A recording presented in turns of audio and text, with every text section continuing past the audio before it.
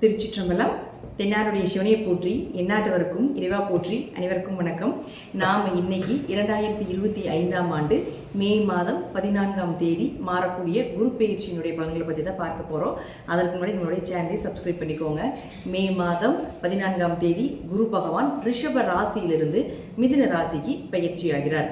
5 ராசிகளுக்கு மிகப்பெரிய யோகத்தை வாரி வழங்க போகிறார். அதில் பார்த்துட்டிங்கன்னா உங்களுக்கு துலாம், தனுசு, கும்பம், ரிஷபம் மற்றும் சிம்மம் இந்த 5 ராசிகளுக்கு மிகப்பெரிய அதிர்ஷ்டங்களையும், மீதி இருக்கக்கூடிய ராசிகளுக்கு ஒரு மத்தியமமான ஒரு அமைப்பையும் நிச்சயமாக ஏற்படுத்தி கொடுப்பாரு அப்படிங்கிறது உண்மை. குரு அப்படின்னு சொல்லக்கூடியவர் முழுக்க முழுக்க அவர் ஒரு சுப கிரகம்.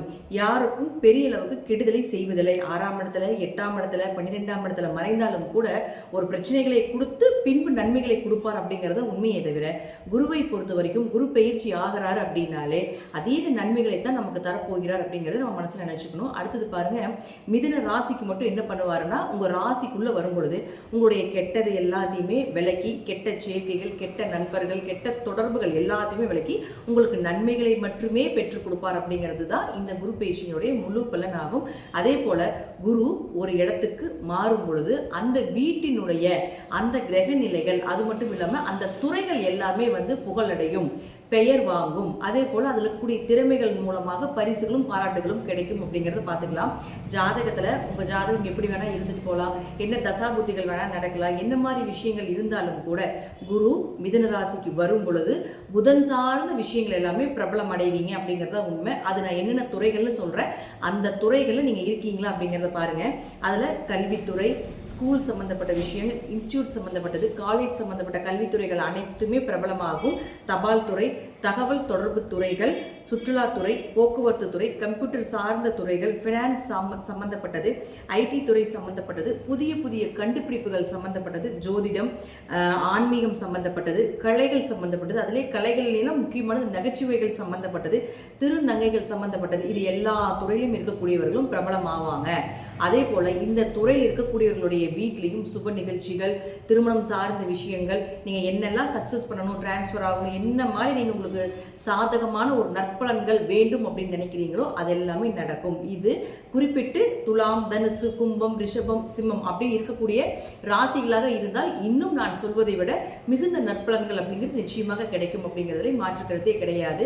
அடுத்தது, இது சார்ந்த துறைகள் மட்டும் இல்லாம இந்த ராசியில் இருக்கக்கூடிய உங்க ஜாதகத்தை எடுத்து பார்த்தீங்கன்னாலே தெரியும். உங்க ராசியில நான் சொன்ன 5 கட்டத்திற்குள்ள எந்த கிரகங்கள் இருந்தாலும் அந்த கிரகங்களுக்கு உண்டான வளர்ச்சியும் நிச்சயமாக கிடைக்கும். அது நான் என்னென்ன அப்படிங்கிறத நான் சொல்ல போறேன். இப்போ முதல்ல குரு ஒரு இடத்தில் இருந்தால் என்ன பலன்களை கொடுப்பார், அவர்களுடைய பார்வைக்கு என்ன பலன் அப்படிங்கிறதை பார்க்கலாம்.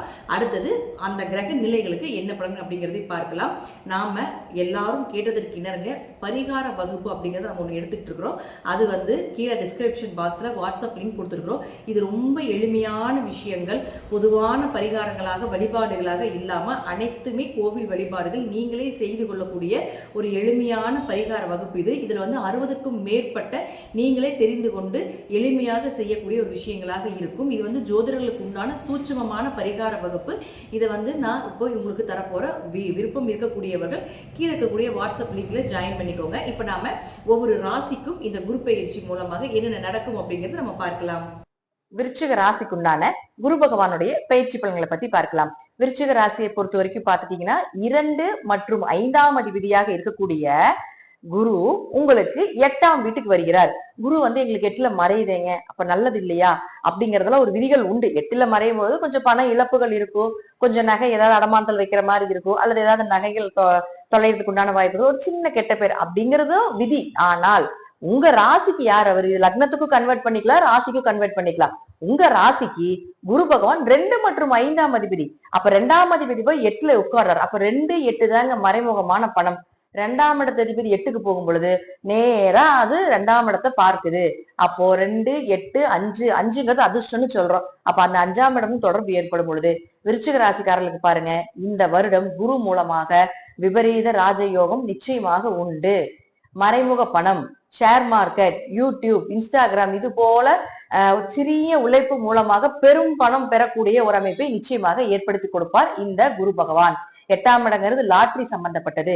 8ஆம் இடம் அப்படிங்கிறது பாத்துட்டீங்கன்னா பிளாக் மணி, மறைமுகமாக இருக்கக்கூடிய பினாமி பணி, பினாமியோட பணம் அப்படின்னு நம்ம சொல்லுவோம் இல்லைங்களா, அது எல்லாமே இந்த 8 தொடர்பு ஏற்பட்டால் மட்டும்தான் வரும். அது மட்டும் இல்லைங்க, 8, 2, 5 இது எல்லாமே இந்த விருச்சிக ராசிக்கு இந்த குரு பயிற்சி மூலமாக மிகப்பெரிய யோகத்தை கொடுப்பதற்குண்டான வாய்ப்புகளை ஏற்படுத்தி கொடுக்கும்.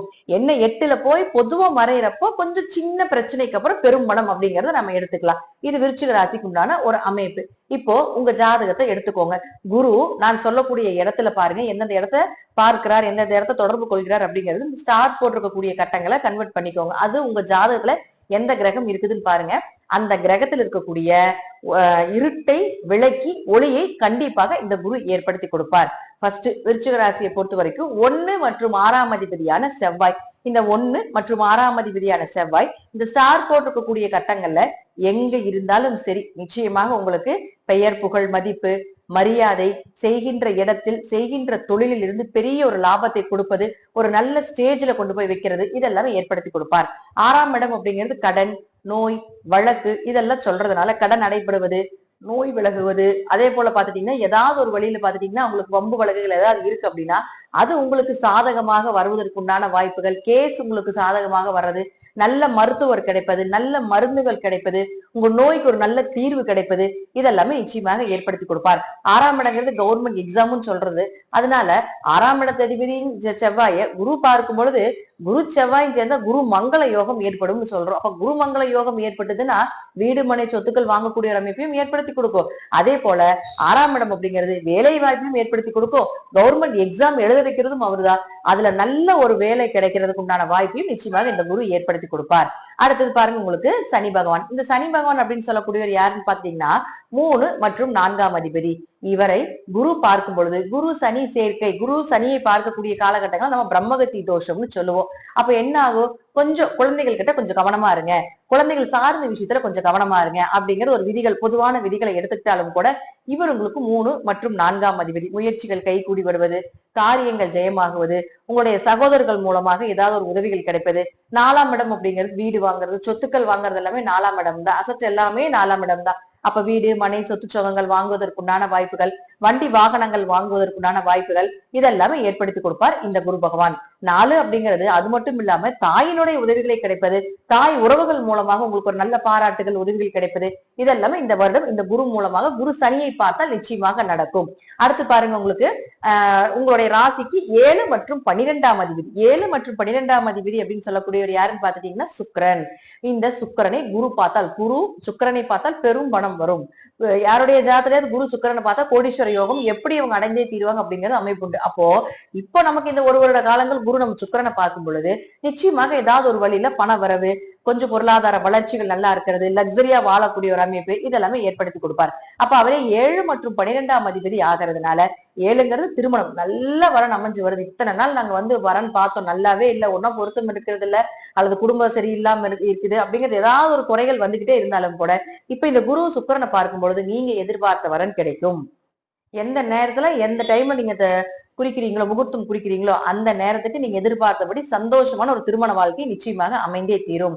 பார்ட்னர் போட்டு தொழில் பண்ணிட்டு இருக்கீங்களா, அதுல ஒரு விரிசல் இருந்தாலும் கூட அதெல்லாமே மறைவதற்குண்டான வாய்ப்பையும் ஏற்படுத்தி கொடுப்பார். 12ஆம் இடம் அப்படிங்கிறது பாத்துட்டீங்கன்னா உயர்கல்வி, அதே போல வெளிநாடு வெளியூர் போய் படிக்கிறது, இம்போர்ட் எக்ஸ்போர்ட் பிசினஸ் பண்றதுக்கு உண்டான வாய்ப்புகள் இதெல்லாமே ஏற்படுத்தி கொடுப்பார். 12ங்கிறது நிம்மதியான உறக்கம்னு சொல்றோம், தூக்கம்னு சொல்றோம். அப்ப நிம்மதியான ஒரு தூக்கம் கிடைப்பது. 12ஆம் இடம் அப்படிங்கிறது பாத்துட்டீங்கன்னா தீர்த்த யாத்திரை அப்படின்னு சொல்றோம். அப்ப தீர்த்த யாத்திரை போயிட்டு வர்றது, இது போல விஷயங்கள் எல்லாமே நிச்சயமாக ஏற்படுத்தி கொடுப்பார். பயணத்தின் மூலமாகவும் பணவரவு அப்படிங்கிறது நிச்சயமாக ஏற்படுத்தி கொடுப்பார். அடுத்து உங்களுடைய ராசிக்கு 8 மற்றும் 11ஆம் அதிபதியான புதன் பகவான். இந்த புதன் இந்த குருவினுடைய பார்வையில வரும் பொழுது நிச்சயமாக உங்களுக்கு விபரீத ராஜயோகத்தை ஏற்படுத்தி கொடுத்தே தீர வேண்டும். ஆயுள் பெருகுவது, தண்டங்கள் விலகுவது, திடீர் பணவரவை ஏற்படுத்தி கொடுப்பது. ஏன்னா 11ஆம் அதிபதி ஆகிறார் இல்லைங்களா, லாபத்துக்கு உண்டான கிரகமும் புதன் தான். அப்ப அதீத லாபம், எதிர்பார்த்ததை விட நல்ல லாபங்களை கொடுப்பது. 10,000 ரூபாய் வருமானம் வருதா, இந்த குரு வரக்கூடிய காலகட்டங்கள் அதுல இரட்டிப்பு மடங்கு 3 மடங்கு அப்படிங்கிறது லாபத்தை ஏற்படுத்தி கொடுப்பதற்கு உண்டான வாய்ப்புகள் இதெல்லாமே உண்டு. 11ஆம் இடம் அப்படிங்கிறது நிறைவேறாத ஆசைகள் அப்படின்னு சொல்றோம். அப்ப நிறைவேறாத ஆசைகள் எல்லாமே நிறைவேற்றிக் கொள்ளக்கூடிய ஒரு சூழ்நிலைகள், குடும்பத்துக்கு தேவையான பொருட்கள் எல்லாமே வாங்கி கொடுப்பது இதெல்லாமே நிச்சயமா ஏற்படுத்தி கொடுப்பார். அடுத்தது சூரியன். இந்த சூரியன் யாரு, உங்க ராசிக்கு 10ஆம் அதிபதி, தொழில் ஸ்தானாதிபதி பிளஸ் உங்களுடைய கர்மஸ்தானாதிபதினு சொல்றோம். உங்களுடைய முற்பிறவியினுடைய கர்ம கணக்கை கணிக்கக்கூடியவர் யார் அப்படின்னு பாத்துட்டீங்கன்னா உங்களுக்கு சூரியன் தான். அப்போ இந்த குரு சூரியனை பார்த்தால் சிவராஜ யோகம் அப்படின்னு சொல்றோம். அப்ப சிவராஜ யோகம் எப்படி வேலை செய்யும் இந்த ஜாதகர்களுக்கு அப்படின்னு பாத்துட்டீங்கன்னா, கோவில் கட்டுறது, சிவன் கோவில் கட்டுவதற்கு உதவி பண்ணுவது, ஏதாவது கோவில் கட்டுமான பணிக்கு உதவிகள் செய்வது, எங்க போனாலும் பெயர் புகழோடு இருக்கிறது, ஆண் வாரிசு பிறப்பது, இது எல்லாமே சிவராஜ யோகத்தில் ஏற்படுத்தி கொடுப்பார் இந்த வருடம். இது பொது பலன். அப்போ இந்த குரு சூரியனை பார்க்கும் பொழுது தனிப்பட்ட ஜாதகத்தில் விருச்சிக ராசியை பொறுத்த வரைக்கும் பாத்துட்டீங்கன்னா, நிச்சயமாக உங்களுக்கு தொழில்ல நல்ல லாபங்கள், தொழில் வளர்ச்சி, புதிய தொழில் தொடங்குவது, தொழில் ரீதியாக பல நபர்களுடைய உதவிகள் கிடைப்பது, பல கிளைகள், பல பிரான்சஸ் அதிகப்படுத்துவது இதெல்லாமே ஏற்படுத்தி கொடுப்பாரு. அது மட்டும் இல்லாம 10ஆம் இடம் அப்படிங்கிறது கர்மஸ்தானம்னு சொல்ல இல்லைங்களா, அப்போ அந்த கர்மஸ்தானாதிபதியை குரு பார்க்கும் பொழுது முற்பிறவியினுடைய பாவ கர்ம மூட்டை கழிப்பதற்குண்டான ஒரு வாய்ப்பை ஏற்படுத்தி கொடுப்பார். இந்த காலகட்டங்கள் உங்களுக்கு தோஷம் இருக்கு, இந்த கோயிலுக்கு போங்க, நீங்க எதிர்பார்த்தபடி சந்தோஷமான ஒரு திருமண வாழ்க்கை நிச்சயமாக அமைந்தே தீரும். பார்ட்னர் போட்டு தொழில் பண்ணிட்டு இருக்கீங்களா, அதுல ஒரு விரிசல் இருந்தாலும் கூட அதெல்லாமே மறைவதற்குண்டான வாய்ப்பையும் ஏற்படுத்தி கொடுப்பார். 12ஆம் இடம் அப்படிங்கிறது பாத்துட்டீங்கன்னா உயர்கல்வி, அதே போல வெளிநாடு வெளியூர் போய் படிக்கிறது, இம்போர்ட் எக்ஸ்போர்ட் பிசினஸ் பண்றதுக்கு உண்டான வாய்ப்புகள் இதெல்லாமே ஏற்படுத்தி கொடுப்பார். 12ங்கிறது நிம்மதியான உறக்கம்னு சொல்றோம், தூக்கம்னு சொல்றோம். அப்ப நிம்மதியான ஒரு தூக்கம் கிடைப்பது. 12ஆம் இடம் அப்படிங்கிறது பாத்துட்டீங்கன்னா தீர்த்த யாத்திரை அப்படின்னு சொல்றோம். அப்ப தீர்த்த யாத்திரை போயிட்டு வர்றது, இது போல விஷயங்கள் எல்லாமே நிச்சயமாக ஏற்படுத்தி கொடுப்பார். பயணத்தின் மூலமாகவும் பணவரவு அப்படிங்கிறது நிச்சயமாக ஏற்படுத்தி கொடுப்பார். அடுத்து உங்களுடைய ராசிக்கு 8 மற்றும் 11ஆம் அதிபதியான புதன் பகவான், இந்த புதன் இந்த குருவினுடைய பார்வையில வரும் பொழுது நிச்சயமாக உங்களுக்கு விபரீத ராஜயோகத்தை ஏற்படுத்தி கொடுத்தே தீர வேண்டும். ஆயுள் பெருகுவது, தண்டங்கள் விலகுவது, திடீர் பணவரவை ஏற்படுத்தி கொடுப்பது. ஏன்னா 11ஆம் அதிபதி ஆகிறார் இல்லைங்களா, லாபத்துக்கு உண்டான கிரகமும் புதன் தான். அப்ப அதீத லாபம், எதிர்பார்த்ததை விட நல்ல லாபங்களை கொடுப்பது. 10,000 ரூபாய் வருமானம் வருதா, இந்த குரு வரக்கூடிய காலகட்டங்கள் அதுல இரட்டிப்பு மடங்கு 3 மடங்கு அப்படிங்கிறது லாபத்தை ஏற்படுத்தி கொடுப்பதற்கு உண்டான வாய்ப்புகள் இதெல்லாமே உண்டு. 11ஆம் இடம் அப்படிங்கிறது நிறைவேறாத ஆசைகள் அப்படின்னு சொல்றோம். அப்ப நிறைவேறாத ஆசைகள் எல்லாமே நிறைவேற்றிக் கொள்ளக்கூடிய ஒரு சூழ்நிலைகள், குடும்பத்துக்கு தேவையான பொருட்கள் எல்லாமே வாங்கி கொடுப்பது இதெல்லாமே நிச்சயமா ஏற்படுத்தி கொடுப்பார். அடுத்தது சூரியன். இந்த சூரியன் யாரு, உங்க ராசிக்கு 10ஆம் அதிபதி, தொழில் ஸ்தானாதிபதி பிளஸ் உங்களுடைய கர்மஸ்தானாதிபதினு சொல்றோம்.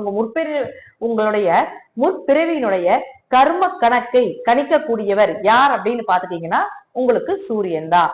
அப்போ இந்த குரு சூரியனை பார்த்தால் சிவராஜ யோகம் அப்படின்னு சொல்றோம். அப்ப சிவராஜ யோகம் எப்படி வேலை செய்யும் இந்த ஜாதகர்களுக்கு அப்படின்னு பாத்துட்டீங்கன்னா, கோவில் கட்டுறது, சிவன் கோவில் கட்டுவதற்கு உதவி பண்ணுவது, ஏதாவது கோவில் கட்டுமான பணிக்கு உதவிகள் செய்வது, எங்க போனாலும் பெயர் புகழோடு இருக்கிறது, ஆண் வாரிசு பிறப்பது, இது எல்லாமே சிவராஜ யோகத்தில் ஏற்படுத்தி கொடுப்பார் இந்த வருடம். இது பொது பலன். அப்போ இந்த குரு சூரியனை பார்க்கும் பொழுது தனிப்பட்ட ஜாதகத்தில் விருச்சிக ராசியை பொறுத்த வரைக்கும் பாத்துட்டீங்கன்னா, நிச்சயமாக உங்களுக்கு தொழில்ல நல்ல லாபங்கள், தொழில் வளர்ச்சி, புதிய தொழில் தொடங்குவது, தொழில் ரீதியாக பல நபர்களுடைய உதவிகள் கிடைப்பது, பல கிளைகள், பல பிரான்சஸ் அதிகப்படுத்துவது இதெல்லாமே ஏற்படுத்தி கொடுப்பாரு. அது மட்டும் இல்லாம 10ஆம் இடம் அப்படிங்கிறது கர்மஸ்தானம்னு சொல்ல இல்லைங்களா, அப்போ அந்த கர்மஸ்தானாதிபதியை குரு பார்க்கும் பொழுது முற்பிறவியினுடைய பாவ கர்ம மூட்டை கழிப்பதற்குண்டான ஒரு வாய்ப்பை ஏற்படுத்தி கொடுப்பார். இந்த காலகட்டங்கள் உங்களுக்கு தோஷம் இருக்கு, இந்த கோவிலுக்கு போங்க, இந்த விஷயங்கள் செய்யுங்க அப்படின்னு ஜோதிடர் சொல்லியிருப்பாங்க இல்லைங்களா, அதெல்லாம் இப்ப நீங்க செஞ்சீங்கன்னா